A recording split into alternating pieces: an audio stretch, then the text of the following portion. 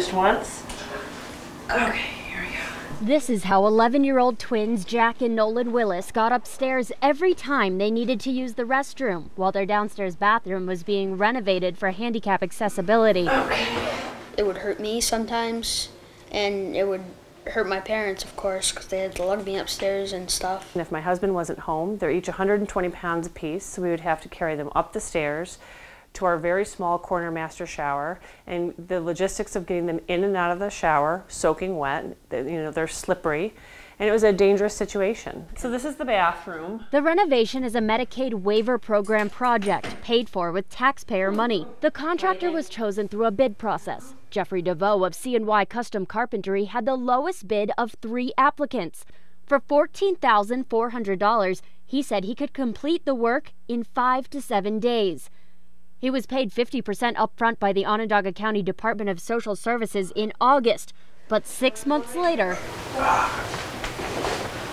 the bathroom still wasn't finished. We have this project going. And DeVoe, the contractor, said he was sick in September, and then there were a variety of excuses.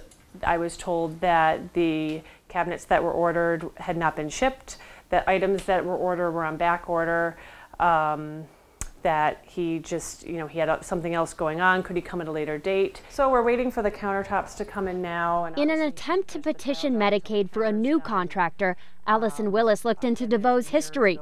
Here's what she found.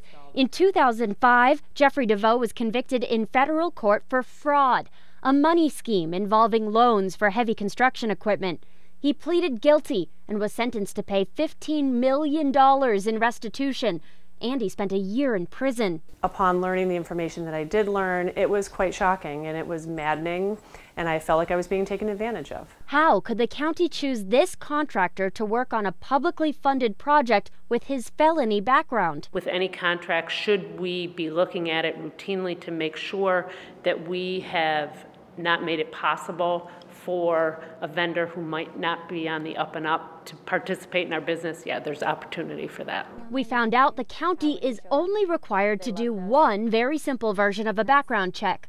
Search this list of people in New York State who are not allowed to receive money from Medicaid. If they're on the list, they cannot do the project. If they're not, they can. We would like to know truly how a vendor like this is not on that excluded Medicaid list, and they should be. The list is created by the Office of the Medicaid Inspector General in the State Department of Health. It shows all enrolled Medicaid providers who have committed offenses or crimes related to Medicaid or health care. Contractors like Kenneth Skender of the Rochester area are on this list. According to the Attorney General's office, Skender's company stole $300,000 from Medicaid for home modifications it did not complete. Jeffrey DeVoe was found guilty of defrauding companies of much more money, more than $15 million. But because his felonies do not relate to health care, he's not on the list and can bid on public projects. Organizations like Enable work with this list daily. But again, that can't be installed until... They helped organize the Willis family's bathroom renovations and have a contract with the county to coordinate between the Medicaid Care at Home program and families with disabilities. They're at a vulnerable time in their life. They're looking for something to improve their children's lives.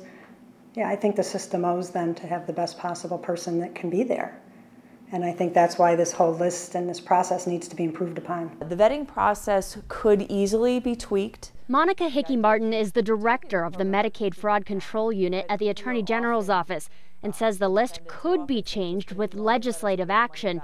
But the vetting process does not have to stop with that exclusion list. Just because they're not on the exclusion list with a conviction doesn't mean the state or the county can refuse to do business with them. That's always the option. The county can require applicants to pay for fingerprinting or criminal background checks, or do something much simpler. I would recommend anything for program integrity, for doing more checks than less. Obviously, there's a resource issue and there's only so much a certain individual can do, but simple internet searches. Like using Google, which is how Allison Willis found Jeffrey DeVoe's criminal history in moments.